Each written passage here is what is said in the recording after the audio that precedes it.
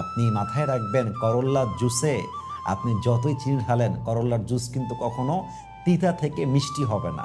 ঠিক তেমনিভাবে নিমক হারাম বন্ধু, নিমক হারাম লাইফ পার্টনার যতই ভালোবাসেন, যত মায়া দেন, যত আদর দেন, even if you sacrifice a lot for him, that's doesn't matter for him or হার।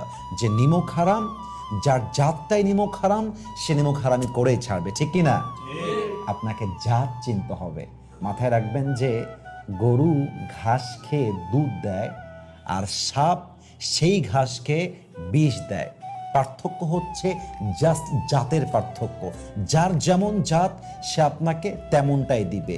যার জাতি হচ্ছে বেঈমানি আর নিমক হারামি দিয়ে ভরা, সে আপনাকে ওইটাই দিবে।